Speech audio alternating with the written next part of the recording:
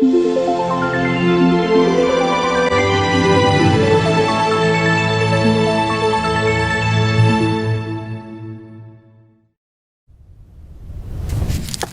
Friends, doctor दीपक तोमर।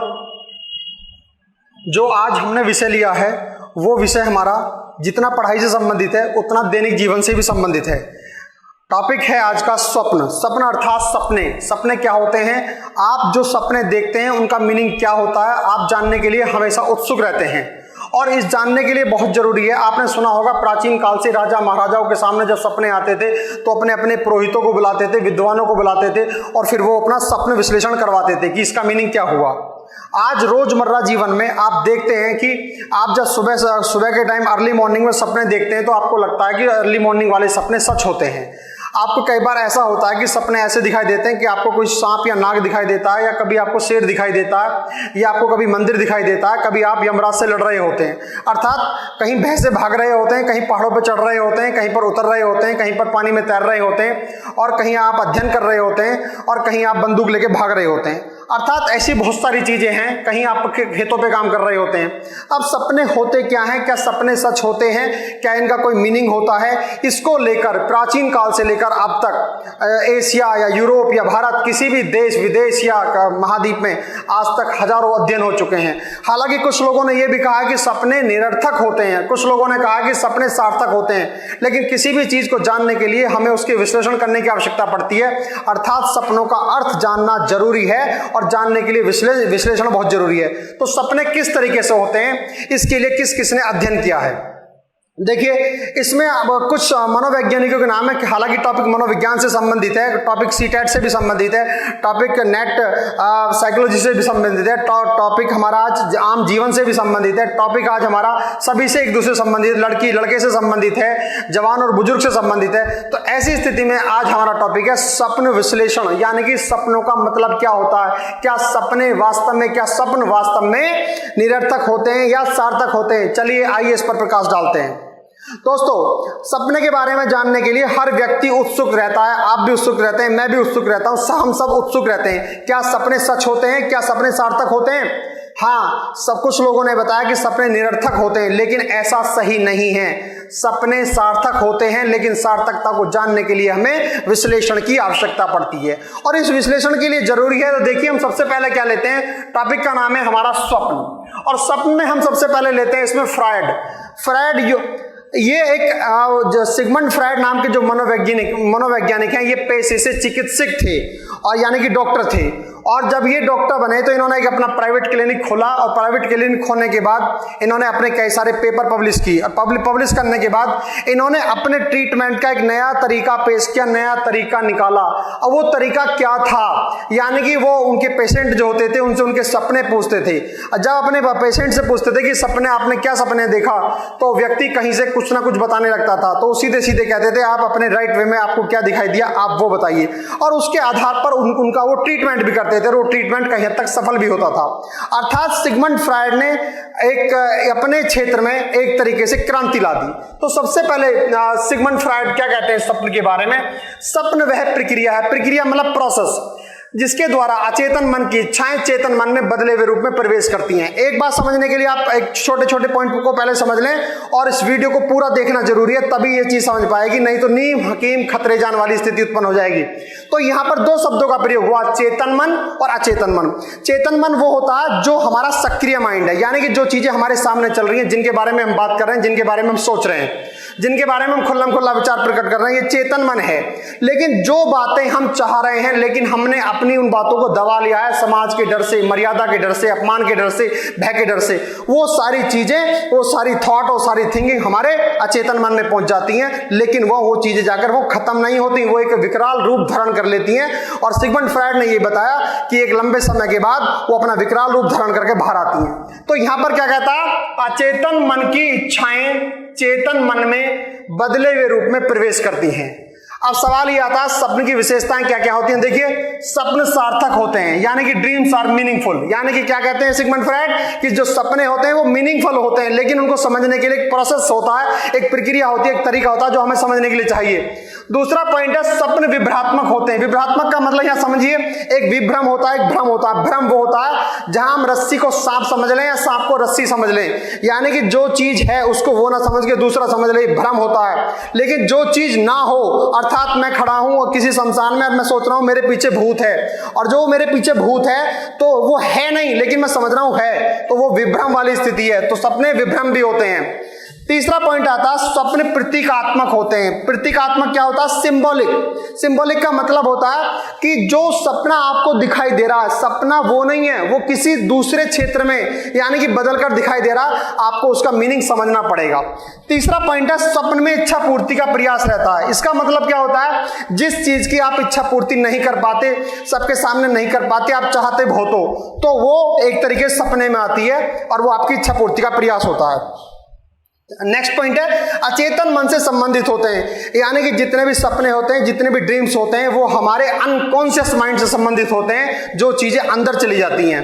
इसके बाद सपने आत्मगत होते हैं और आत्म केंद्रित। आत्मगत का मतलब है सब्जेक्टिव, यानी कि ऑब्जेक्टिव नहीं होते, और सेंट्रीपिटल, यानी कि आपके सपने आपसे ही संबंधित होते हैं। नेक्स्ट पॉइंट है दृश्यात्मक प्रतिमाओं से बने होते हैं। सपने जो होते हैं उसमें विजुअल इमेज आती है और विजुअल इमेज के आधार पर हम समझते हैं कि सपने क्या होते हैं। तो देखिए, इसके बाद क्या आता है, सपनों के कारण और समझ लीजिए सपने किस कारण आते हैं। नंबर 1, भौतिक उद्दीपक। भौतिक उद्दीपक का मतलब क्या है? भौतिक उद्दीपक का मतलब है फिजिकल स्टिमुलस, यानी कि जो आपके फिजिकल स्टिमुलस है। स्टिमुलस का मतलब है जो आप किसी को चीज को देखकर समझकर आपके शरीर में जो क्रियाएं प्रतिक्रियाएं उत्पन्न होती हैं, उनको हम क्या कहते हैं? Physical stimulus. दूसरा पॉइंट है विचार और भाव। इसको बोलते हैं हम विचार और भाव को थॉट एंड फीलिंग्स, यानी कि जैसे आपके थॉट होंगे और ऐसी आपको फीलिंग्स आएंगी, उसी आधार पर आपके सपने डिसाइड होंगे। इसका मतलब सीधा सीधा ये है कि जैसा जिसका मन होगा ऐसा ही उसका तन होगा। मन और तन में यहां बहुत बड़ा संबंध आपस में दिखाई दे रहा है। उसके बाद में स्वप्न और चरित्र।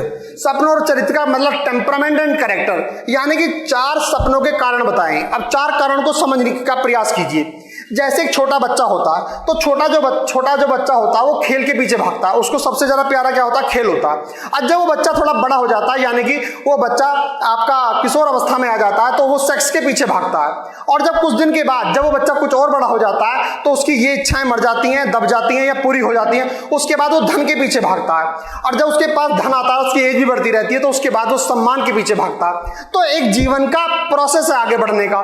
तो ठीक उसी प्रकार 4 पॉइंट दिए इसमें, भौतिक उद्दीपक, विचार और भाव, आंतरिक और उद्दीपक, स्वप्न और चरित्र। अब सवाल ये आता है, क्या सपने अच्छे ना आए, बुरे आए, भय वाले आए, क्या उनको रोका जा सकता है? बिल्कुल सही, सपनों को रोका जा सकता है। रोकथाम के लिए क्या उपाय बताए जाते हैं? रोकथाम के लिए अगर आप रात को अपने पैरों पर ठंडा पानी डालकर सोएंगे तो आपको नदी के, नाले के ठंडे पानी के सपने आएंगे। अगर आप स्वच्छ जगह विश्राम कर रहे हैं और नहा धोकर विश्राम कर रहे हैं, आपकी शारीरिक जरूरतें पूरी हो गई हैं, आपको कोई टेंशन नहीं है, तो आपको सपने आएंगे नहीं, नींद भरपूर आएगी, और सपने आएंगे भी तो वो सुखात्मक होंगे। अब इसके बाद देखिए स्वप्न क्रिया में फ्रायड का मैकेनिज्म।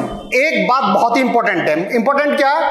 मैकेनिज्म होता क्या है? किसी भी चीज को समझने के लिए हमें एक मैकेनिज्म बनाना पड़ता है। मैकेनिज्म का मतलब एक प्रोसेस होता है, जैसे पहले ये होता, फिर ये होता, फिर ये होता है। अब इस प्रोसेस को समझे बिना हम सपनों को कभी नहीं समझ सकते। इस सपनों में हमने जो फ्रायड ने मैकेनिज्म दिया है, उसमें एक पहला मैकेनिज्म है संक्षेपण। संक्षेपण को बोलते हैं कंडेंसेशन। कंडेंसेशन का मतलब क्या होता है? जब चीजें बहुत ज्यादा बड़ी होती हैं तो वो चीजें सपने में डायरेक्ट नहीं आती, तो उनका संक्षेपण हो जाता है या आकुंचन हो जाता है। आकुंचन का मतलब क्या हुआ? चीजें व्यक्त होने से पहले खत्म हो जाती हैं। कई बार जब आप सपने देखते हो तो जो चीजें आपको दिखाई देती हैं तो आपको ऐसा लगता है कि क्या दिखाई दिया पता ही लगा। तो ये चीजें बहुत छोटे रूप में दिखाई देती हैं, बहुत बड़ी रूप के हिसाब से, तो उसको हम संक्षेपण कहते हैं। दूसरा पॉइंट आया विस्थापन। अब विस्थापन को मतलब देखिए डिस्प्लेसमेंट, इसको बात को समझिए, ये आपके सपने में बहुत काम आएगा। डिस्प्लेसमेंट का मतलब क्या होता है? डिस्प्लेसमेंट का मतलब ऐसे समझिए आप अगर किसी के साथ कोई व्यवहार कर रहे हैं, किसी के बारे में सोच रहे हैं, तो आपको सपने में वो बहुत कम दिखाई देगा, उसकी जगह दूसरा दिखाई देगा। इसका मतलब कैसे? एक छोटी बच्ची, उसकी मां मर जाती है तो जो उसकी सौतेली मां होती है उसको बहुत डांटती है, बहुत पीटती है, अर्थात छोटी बच्ची अपनी सौतेली मां से बहुत भयभीत रहती है, और वो इतना भयभीत रहती है कि सपने में भी उसके बारे में बुरा नहीं सोच सकती। तो एक दिन देखती है कि सपने में उसकी मौसी मर गई, और जब मौसी मर गई तो बाद में जब सपने का विश्लेषण फ्रायड करता है, जो जेफ ब्राउन करता है, तो कहता है इसका मतलब ये है जो उसको मौसी दिखाई दी वो इस वजह से दिखाई दी, वो उसकी सौतेली माँ की जगह थी, वो सौतेली माँ के बारे से आतंकित थी, तो उसके बारे में बुरा नहीं देख पाती, तो उसके सपने का एक तरीके से क्या हो गया? डिस्प्लेसमेंट हो गया। यहाँ इसका मतलब ये है कि आपको दिखाई कुछ और देगा और होगा कुछ।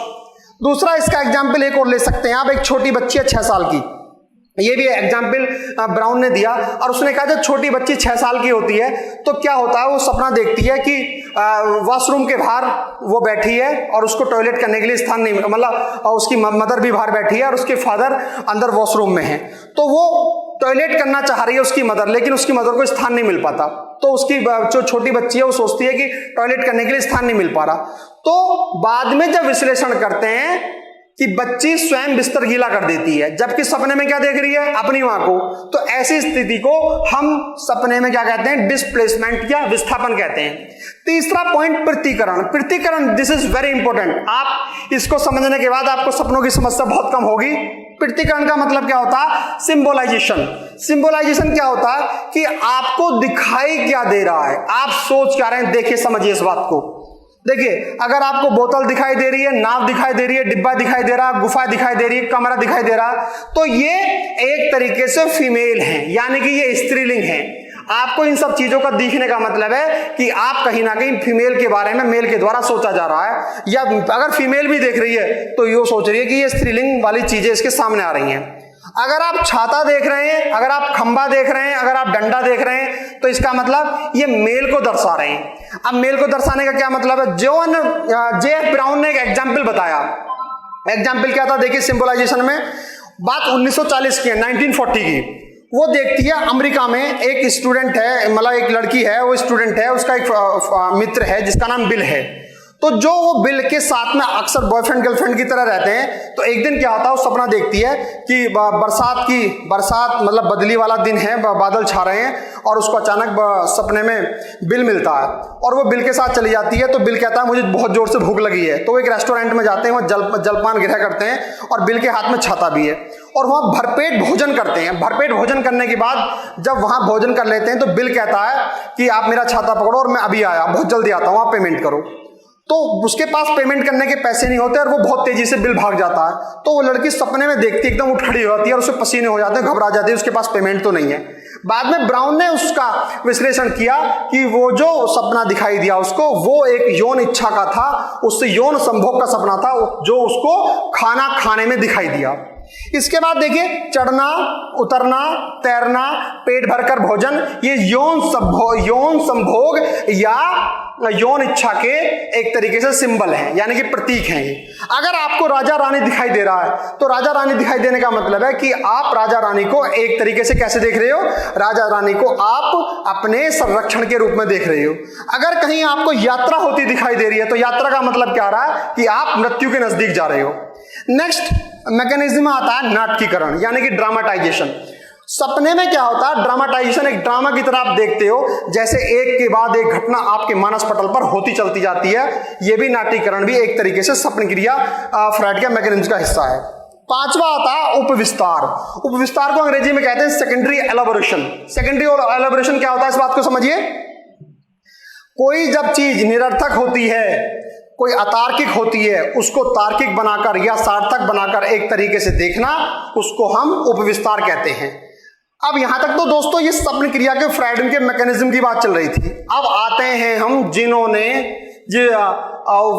स्वप्न के बारे में बहुत ज्यादा अध्ययन किया है, और वो अध्ययन में देखिए कौन कौन आता है। तो स्वप्न विश्लेषण कर्ता में हमने 3 लोग लिए हैं यहाँ। नंबर 1 फ्रायड के बाद उसके चेले युंग हैं, और उसके बाद फ्रायड के चेले एडलर हैं। इन तीनों ने जीवन स्टाइल के बारे में बताया है और इन्होंने बताया सपने कैसे होते हैं। तो देखिए, फ्रायड ने एक सिद्धांत दिया जिसको कहते हैं स्वतः प्रतीकात्मक सिद्धांत। स्वतः प्रतीकात्मक सिद्धांत का मतलब होता है ऑटो सिंबॉलिक थ्योरी। क्या बोला? Auto symbolic theory. ऑटोलिक संयोग थ्योरी का मतलब क्या है, समझिए इस बात को कि जो सिगमंड फ्रायड हुए हैं, इन्होंने सबसे ज्यादा जो जोर दिया है वो यौन इच्छाओं पर बल दिया है। उन्होंने कहा कि मानव में जो सबसे ज्यादा इच्छाएं होती हैं वो यौन इच्छाएं होती हैं, संभोग की इच्छाएं होती हैं। और उन्होंने उसके लिए एक संस्कृत, उसमें एक अंग्रेजी का एक टर्म्स है जिसको नाम दिया है लिबिडो। लिबिडो को आप यौन इच्छा भी कह सकते हैं और ताकत भी कह सकते हैं। और इन्होंने बहुत ज्यादा बल दिया और इन्होंने अपने सपने का विश्लेषण भी इन्होंने कहीं ना कहीं लिबिडो को ही बनाया। लेकिन जो युंग है, युंग इनके चेले हैं, स्टूडेंट, तो युंग का बाद में इनके साथ में मतभेद हो जाता है और ये कहते हैं सपने जो होते हैं इच्छा पूर्ति का कारण होते हैं, जैसा फ्रायड कहते हैं। लेकिन युंग क्या कहता है? युंग कहता है लिबिडो नहीं है इसका कारण, इसका कारण है विल टू लिव, यानी कि जीने की इच्छा। युंग ने जीने की इच्छाओं को सपनों से जोड़ दिया। उन्होंने कहा जीने की इच्छा के आधार पर सपने होते हैं और उसके सपने हमारी इच्छा का कारण भी होते हैं। तीसरा जो इसका हमारा सपने विश्लेषण करता है वो है एडलर। एडलर भी ये फ्रायड के ही चेले थे। फ्रायड ने अपना एक तरह के साइकोलॉजी में बड़ा नाम कमाया। तो इन्होंने क्या कहा? इन्होंने कहा नहीं, जीने की इच्छा नहीं होती, इन्होंने कहा शक्ति की इच्छा होती है, यानी कि विल टू पावर। अब देखिए यहाँ 3 चीजों का मतलब आ रहा है। ये कहते हैं यौन इच्छा, ये कहते हैं जीने की इच्छा और ये कहते हैं शक्ति की इच्छा। फ्रायड क्या कहता है? यौन इच्छा यानी कि लिबिडो, और युंग क्या कहता है? जीने की इच्छा यानी कि विल टू लिव, और एडलर क्या कहता है? शक्ति की इच्छा यानी कि विल टू पावर। इन तीनों को बताते हैं और एडलर कहता है कि सपनों के द्वारा समस्याओं का समाधान भी होता है अगर सही तरीके से विश्लेषण हो। तो सपनों को कहीं ना कहीं ये बहुत महत्वपूर्ण बता रहे हैं। इसके बाद देखिए एक चीज आती है, सिगमंड फ्रायड एक सेंटेंस कहते हैं सपनों के द्वारा व्यक्ति की जीवन शैली यानी कि स्टाइल ऑफ लाइफ व्यक्त होती है, यानी कि सपने एक तरीके से हकीकत में चेंज हो रहे हैं। जैसे जिसके सपने होंगे ऐसी उसकी हकीकत होगी। अब सवाल यह आया, सपने तो हम सोते समय देखते हैं, यानी कि अचेतन मन की क्रियाएं जो हमारे सामने आती हैं। कई बार क्या होता है, कुछ लोग ऐसे भी होते हैं जो दिवा सपने देखते हैं। तो दिवा सपने का मीनिंग समझ लीजिए। दिवा सपने आदमी निष्क्रिय न होकर सक्रिय होकर देखता है, सपने देखता है निष्क्रिय होकर निद्रावस्था में, और दीवा सपने जो देखता है वो जीती जागती अवस्था में। और जीती जाती अवस्था में जो व्यक्ति सोचता है कि मैं आज प्रधानमंत्री बन जाऊंगा, मैं आज ये बन जाऊंगा, मैं आज ये कर दूंगा, मैं आज वो कर दूंगा, यानी कि दिवा डे ड्रीम्स का मीनिंग समझिए। निष्क्रिय रचनात्मक कल्पना को दिवा सपने कहा जाता है। देखिए क्या बोला, निष्क्रिय रचनात्मक कल्पना, और जो वास्तव में क्या होती है, निरर्थक होती है। तो वास्तव में डे ड्रीम्स का कोई मतलब नहीं होता, दिवा सपने का कोई मतलब नहीं होता। इन लोगों ने जो बातें बताई हैं इसमें ये बहुत ज्यादा जोर दिया है इन्होंने। और ऐसी स्थिति में आप अगर इसको देखेंगे, आप इस पर विचार करेंगे तो आपको सपनों का सही विश्लेषण होगा। हालांकि इसमें कुछ चीजें रह गई हैं क्योंकि हर बार हर क्लास में सारी चीजें कंप्लीट नहीं हो पाती हैं। तो दोस्तों इस टॉपिक को हमने सपनों के ऊपर तैयार किया है। ये आपके सीटेट में, साइकोलॉजी वगैरह में भी काम आएंगे और दैनिक जीवन में भी काम आएंगे। अगर आपको टॉपिक कुछ अच्छा लगे, कुछ इसमें अच्छी चीजें लगे, नई चीजें लगे, आपको पसंद आए तो दोस्तों शेयर कीजिए, लाइक कीजिए, सब्सक्राइब कीजिए। Thank you so much.